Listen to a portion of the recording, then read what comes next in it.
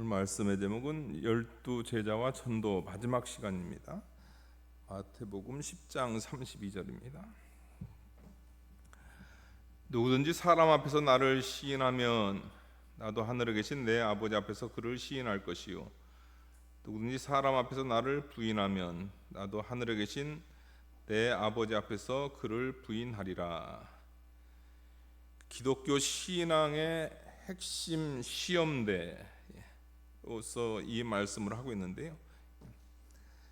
예수님을 시인하는 것, 예수 그리스도를 시인하는 것은 단순한 말의 행위라든가 외적 고백에 이렇게 머물지 않는다는 거죠. 예수님을 입으로 시인하는 것은 참된 신앙이 반드시 외적으로 드러나는 필연적 열매다. 그러니까 우리가 예수님을 믿게 되면은 반드시 그 외적으로 예수님을 고백해야 된다. 참된 신앙이 있다고 하면은 외적으로 예수님을 고백해야 된다. 그것이 필연적 열매다. 이렇게 이야기하고 있습니다. 신앙은 내면에만 이렇게 머물러 있으면 안 됩니다. 외적 고백 없이 내면에만 머물러 있다. 그것은 참되다 할 수 없다는 거죠. 예수님을 시인하는 행위, 예수님을 시인하는 행위는 단순한 그 선택의 문제가 아니고 예수님을 시인하는 그 행위는 하나님께 대한 예배의 핵심 요소다. 이것을 이야기하고 있습니다.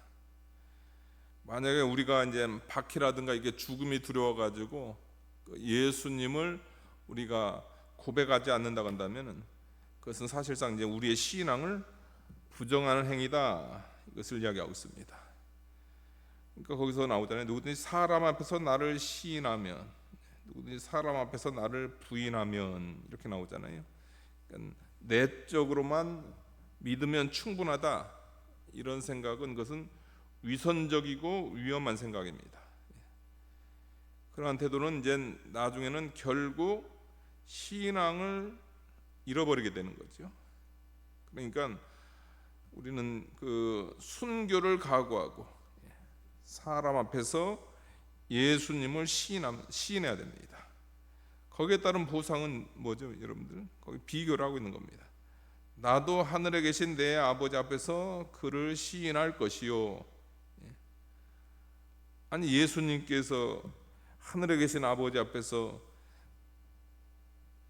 나 같은 죄인이 주님의 그 피값으로 다 용서받은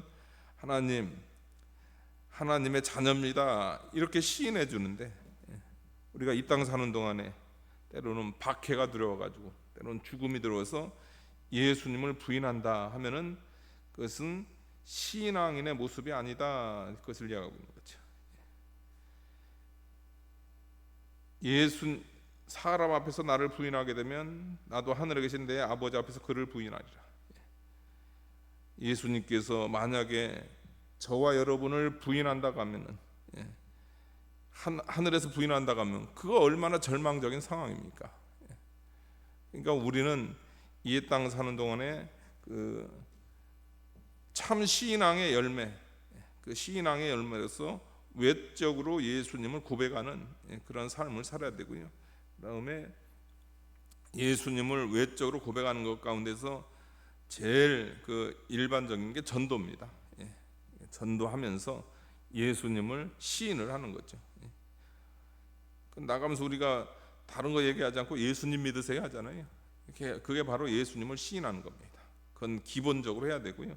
그러면서 이제 박해 때 우리가 예수님을 시인하는 그런 우리의 그 신앙의 참 열매를 우리가 보여줘야 되겠습니다. 34절 보니까요. 내가 세상에 화평을 주러 온 줄로 생각하지 말라. 화평이 아니요 검을 주러 왔노라. 내가 온 것은 사람이 그 아버지와 딸이 어머니와 며느리가 시어머니와 불화하게 하려 함이니 사람의 원수가 자기 집안 식구리라. 예수님께서 원하시는 것은 그 불화 그 자체가 아닙니다. 예수님께서 뭐 가정 뭐 깨려고 우리 예수님께서 이 말씀하시는 게 아니죠.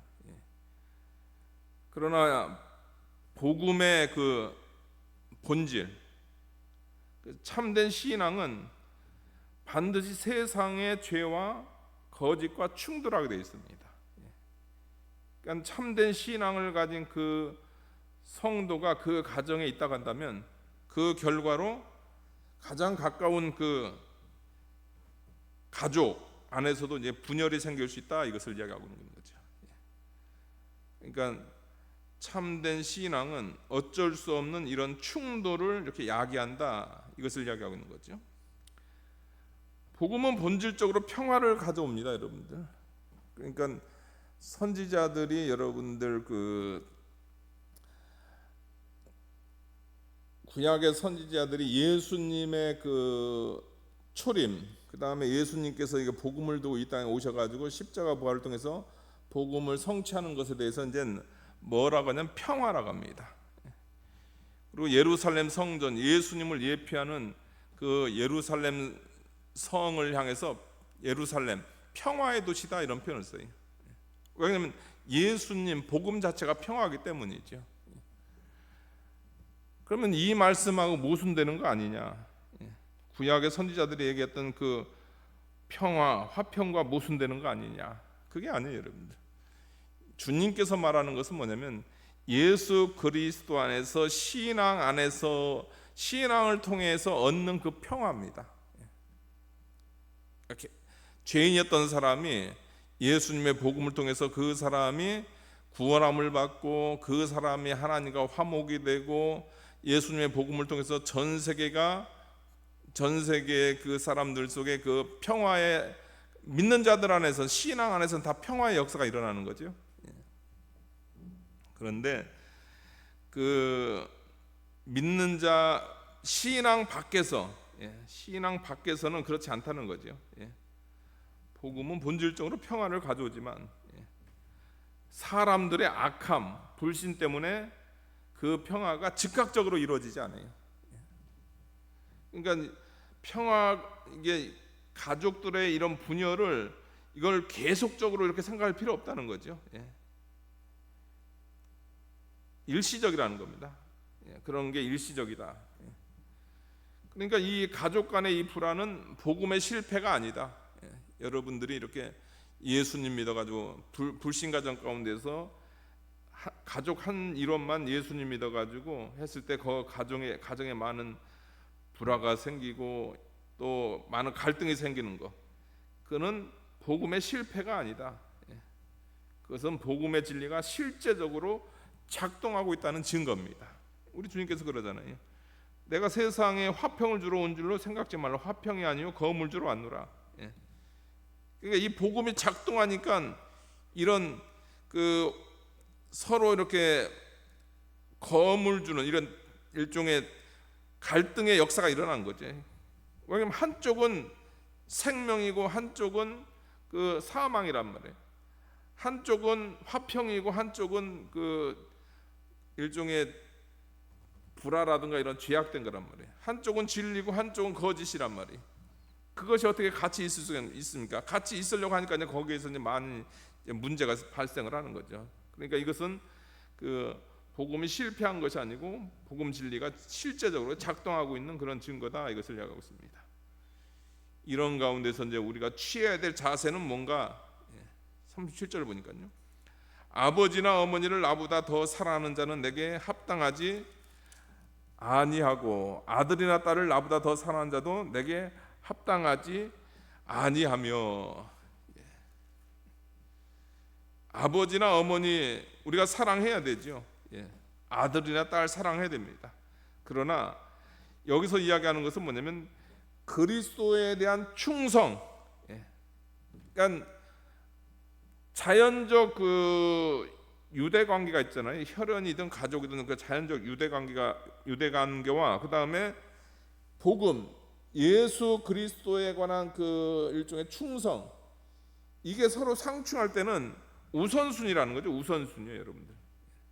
그러니까 가족을 버린다는 이 차원이 아니고요. 맨 앞에 예수님 두고, 그러니까 예수님 두고 하나님 말씀 두고 하나님을 둔 다음에 거기에 맞게 어떻게 됩니까? 거기에 맞게 이제 그 자연적인 그런 혈연, 또 가족 간의 그런 관계를 그 다음에도 만드는 거죠.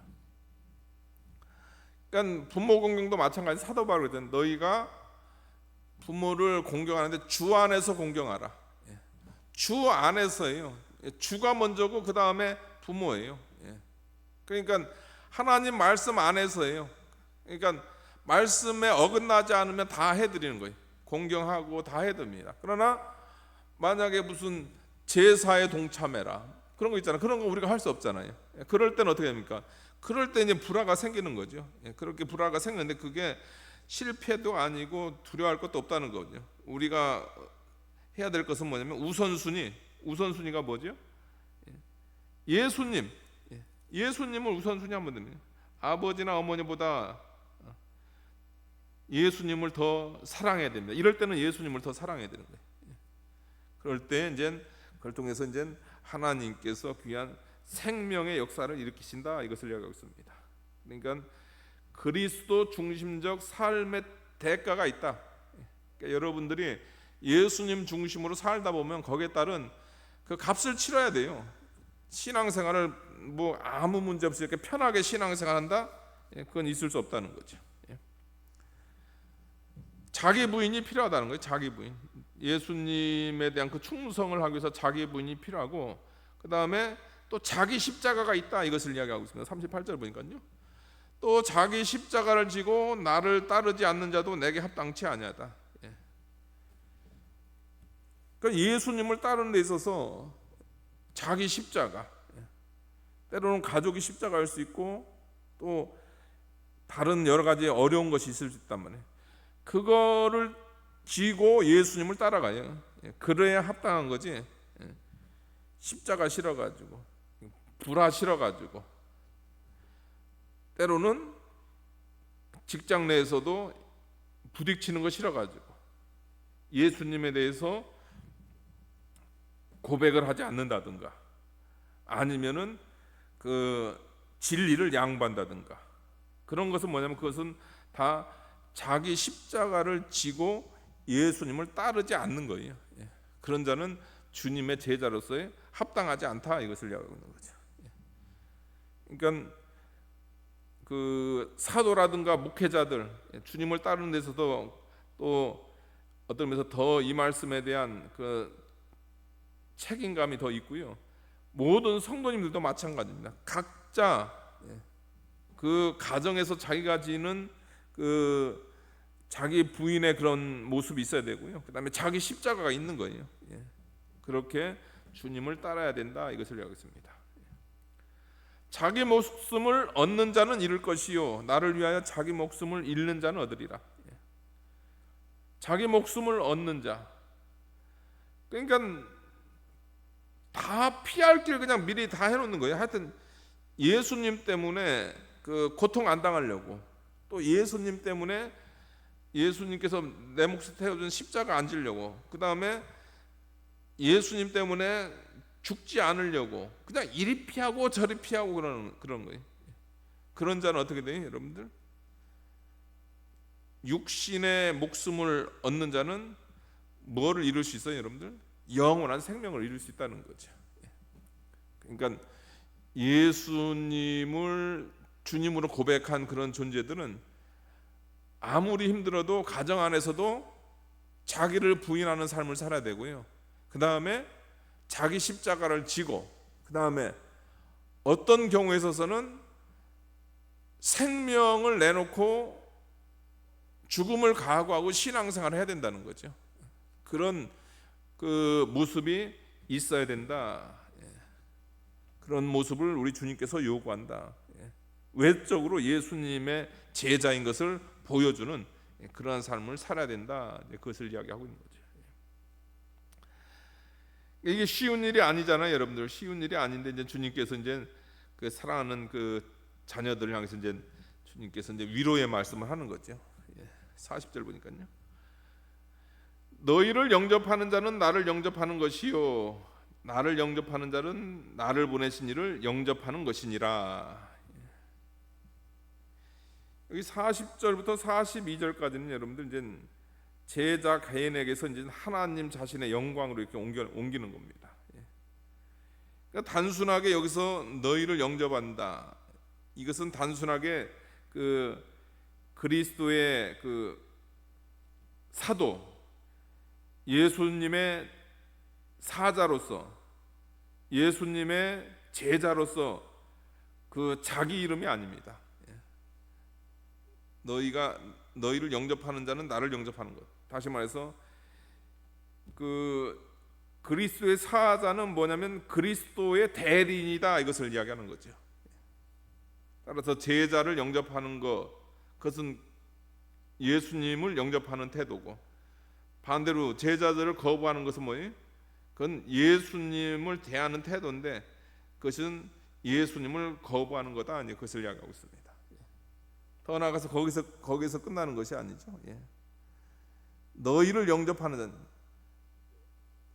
그러니까 제자들을, 또 이 사역자들을 영접하는 것은 예수님을 영접하는 것이고 예수님께 대하는 거다. 그 다음에 예수님을 영접하는 자, 그러니까 이 복음을 영접하는 거죠. 또 복음의 전도자를 영접하는 것, 그것이 예수님을 영접하는 건데, 그 예수님을 영접하는 자는 나를 보내신 이를 영접하는, 다시 말해서 하나님 아버지를 대하는 거다, 그것을 이야기하고 있는 거죠. 41절 보니까요, 선지자의 이름으로 선지자를 영접하는 자는 선지자의 상을 받을 것이요, 의인의 이름으로 의인을 영접하는 자는 의인의 상을 받을 것이다. 선지자의 이름으로 선지자를 영접하는 거예요. 여러분들, 우리가 다 선지자는 아니잖아요. 여러분들 다 목회자는 아니잖아요. 다 사도는 아니잖아요.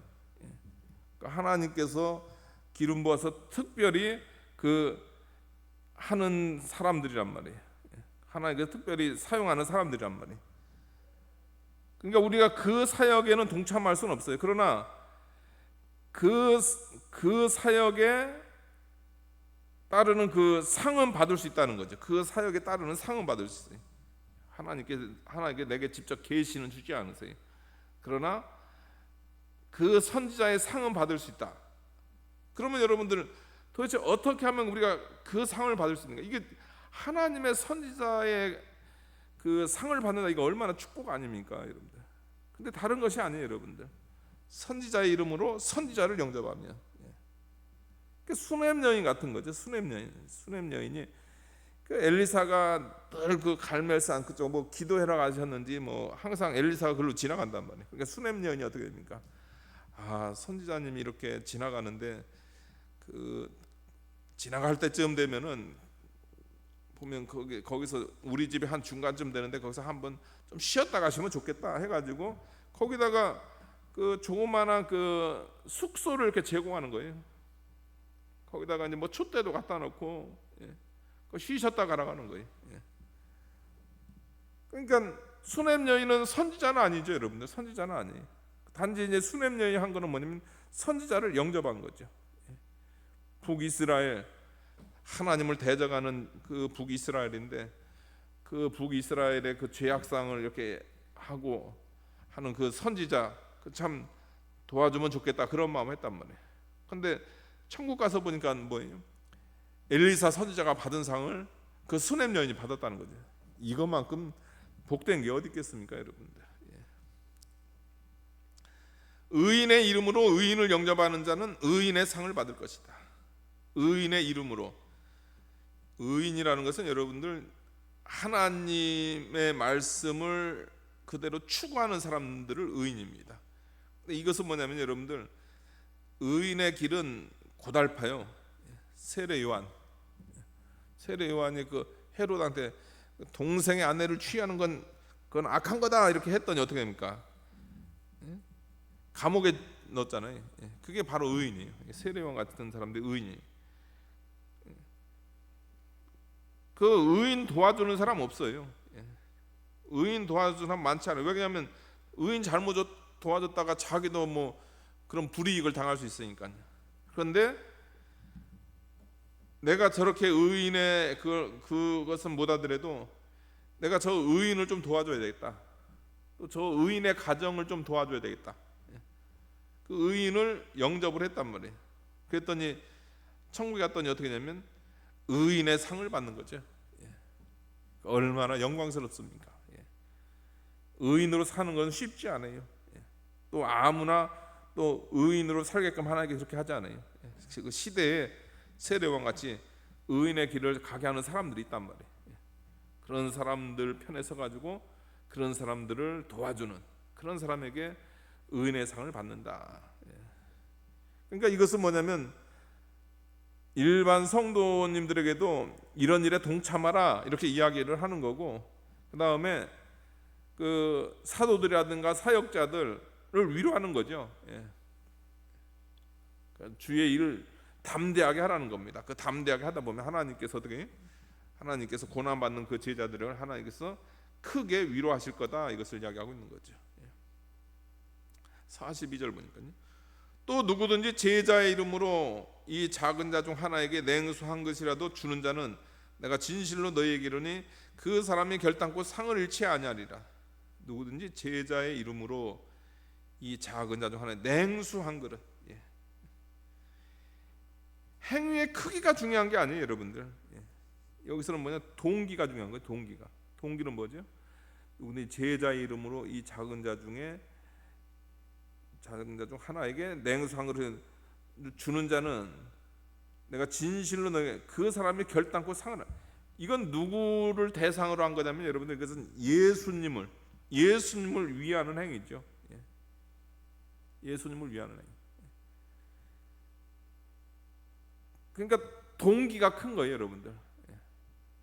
그러니까 복음 전파하는 그 제자, 작은 자잖아요. 작은 자, 작은 목회자, 연약한 목회자, 그 사람이 이렇게 도와줬어요. 그 도와줬더니 어떻게 돼? 그 동기가 예수님을 위하는 동기이기 때문에 그 동기에 대한 그 상을 하나님께서 주신다는 거죠. 물 한 그릇 했는데 그 물 한 그릇도 하나님께서 절대 잃어버리지 않는다. 하나님은 겉으로 볼 땐 보잘것없는 섬김이에요. 물 한 그릇 주는 게 그게 대단한 거 아니잖아요. 근데 그것도 절대로 잊어버리지 않는 그런 우리 하나님이시다. 그것을 이야기하고 있는 거죠. 이 말씀을 통해서 신앙은 여러분들 반드시 고백이 있어야 됩니다. 여러분들 외적 고백이 있어야 된다. 그것을 우리에게 이야기하고요. 그 다음에 복음은 그 불화가 본질은 아니에요. 복음이 불화가 본질은 아니지만 그러나 복음에는 세상과 충돌이 있다. 우리가 그것을 알고 우리가 복음 전파를 해야 되는 겁니다. 그 다음에 예수 그리스도에 대한 충성은 뭐보다 앞선다고요? 모든 인간관계보다 우선한다. 그것을 알아야 되고요. 그 다음에 고난 속에서 사역자들을 존중하는 것은 곧 하나님을 섬기는 거다.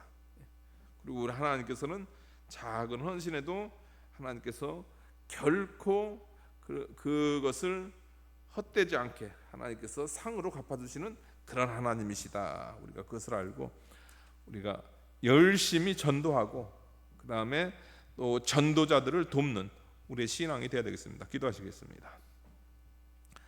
거룩하신 하나님 아버지,